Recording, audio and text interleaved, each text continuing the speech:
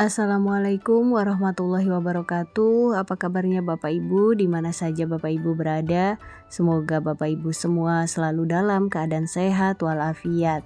Nah, Bapak Ibu berjumpa kembali pada channel YouTube Desti Hidayat, dan untuk informasi yang akan saya sampaikan pada kesempatan kali ini dikutip dari laman tribunnews.com, yaitu tentang 3 contoh deskripsi pengalaman kerja P3K Tenaga Teknis 2024. Nah, Bapak Ibu calon pelamar tenaga teknis P3K, bagaimana informasi lengkapnya? Bapak Ibu dapat menyimak video ini hingga selesai. Namun Bapak Ibu, sebelum kita ke info lengkapnya, ada baiknya Bapak Ibu terlebih dahulu klik tombol subscribe dan juga nyalakan tombol loncengnya agar Bapak Ibu tidak ketinggalan info-info berikutnya. Dan jika nantinya informasi ini dirasa bermanfaat, Bapak Ibu dapat men-share agar tersampaikan kepada yang membutuhkan. Baik Bapak Ibu, mari kita ke info lengkapnya. Bapak Ibu calon pelamar P3K Tenaga Teknis, berikut ini adalah 3 contoh deskripsi pengalaman kerja untuk mendaftar P3K Tenaga Teknis 2024. Nah, seperti yang sudah kita ketahui bahwa pendaftaran P3K 2024 telah dibuka mulai 1 Oktober 2024 kemarin. Adapun pendaftaran P3K 2024 dilakukan secara online melalui laman SSCASN. Saat mendaftar di laman SSCASN, pendaftar akan melalui berbagai tahapan. Bapak Ibu, salah satunya adalah tahapan mengisi riwayat pekerjaan. Mengisi riwayat pekerjaan merupakan tahapan setelah pelamar memilih jenis seleksi dan mendaftar formasi. Nah, berikut ini adalah contoh-contoh yang dapat Bapak Ibu jadikan acuan atau referensi. Yang pertama, contoh deskripsi pengalaman kerja P3K Tenaga Teknis sebagai analis kebijakan. Nah, perkenalkan, nama saya Fitri Handayani. Saya memiliki pengalaman kerja sebagai analis kebijakan di suatu perusahaan. Di perusahaan tersebut saya bertugas melakukan analisis mendalam terhadap data kebijakan untuk menghasilkan rekomendasi yang berbasis bukti atau evidence-based policy. Selama 6 tahun sebagai analis kebijakan, saya mengembangkan kajian dampak sosial dan ekonomi dari implementasi kebijakan baru di sektor pendidikan dan kesehatan. Saya juga berperan aktif dalam penyusunan naskah akademik yang digunakan untuk menyusun kebijakan strategis pemerintah dan juga terlibat dalam diskusi publik dan seminar terkait perbaikan regulasi untuk meningkatkan efisiensi layanan publik. Pengalaman ini membantu saya dalam memahami kompleksitas proses pengambilan keputusan di pemerintahan, serta pentingnya pendekatan berbasis bukti dalam perumusan kebijakan yang efektif. Nah, Bapak Ibu, itu dia tadi contoh yang pertama pengalaman kerja untuk tenaga teknis analis kebijakan.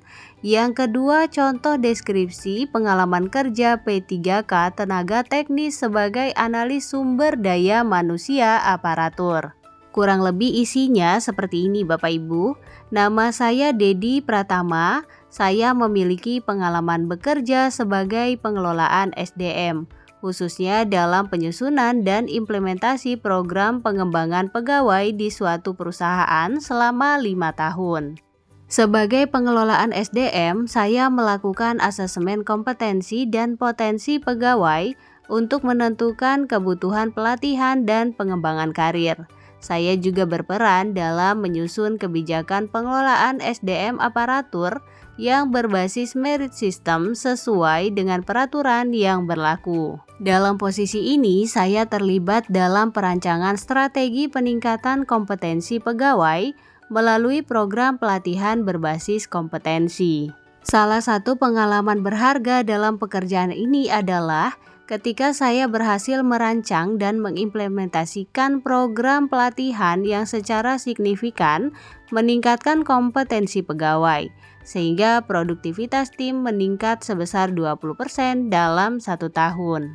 Hal ini tidak hanya membantu perusahaan mencapai target kinerja, tetapi juga memperkuat loyalitas pegawai melalui peningkatan karir yang lebih terarah dan berbasis pada kebutuhan nyata. Nah, itu dia tadi contoh yang kedua. Berikutnya adalah contoh yang ketiga, yaitu contoh deskripsi pengalaman kerja P3K tenaga teknis sebagai pengelola pengadaan barang atau jasa. Nah, isinya kurang lebih sebagai berikut Bapak Ibu. Perkenalkan, nama saya Rizky Saputra. Saya memiliki pengalaman kerja sebagai pengelola pengadaan barang atau jasa di suatu perusahaan. Selama 5 tahun bekerja, saya mengelola seluruh tahapan proses pengadaan mulai dari perencanaan, pengumuman lelang, hingga evaluasi penawaran dan pemilihan penyedia. Saya juga mengoptimalkan penggunaan sistem e-procurement yang berhasil mengurangi potensi penyimpangan dalam proses pengadaan. Pengalaman ini membantu saya memahami pentingnya transparansi dan akuntabilitas dalam proses pengadaan, serta bagaimana teknologi seperti e-procurement dapat meminimalkan resiko penyimpangan dan meningkatkan efisiensi. Selain itu, saya belajar mengelola berbagai pemangku kepentingan, memastikan bahwa setiap proses berjalan sesuai dengan regulasi dan menghasilkan pengadaan yang berkualitas tinggi serta tepat waktu. Nah, Bapak Ibu calon pelamar seleksi P3K untuk tenaga teknis, kurang lebih itu dia tadi contoh mengisi deskripsi pengalaman kerja. Nah, selanjutnya bagaimana cara mengisi riwayat pekerjaan di SSCASN untuk daftar P3K 2024. Berikut adalah penjelasannya. Yang pertama, Bapak Ibu dapat login pada akun Bapak Ibu di SSCASN. Kemudian ikuti berbagai tahapan.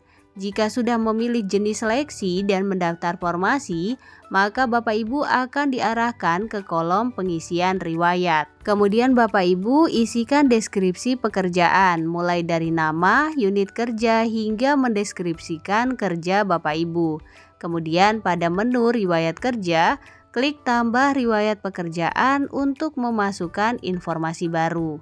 Isi formulir berupa nama jabatan, nama instansi atau perusahaan, kemudian alamat instansi atau perusahaan, tanggal mulai dan berakhirnya Bapak Ibu bekerja, kemudian deskripsi pekerjaan, jenis pekerjaan, dan juga gaji. Kemudian Bapak Ibu setelah mengisi semua informasi, Bapak Ibu dapat mengklik simpan atau perbarui untuk menyimpan data yang telah diisi.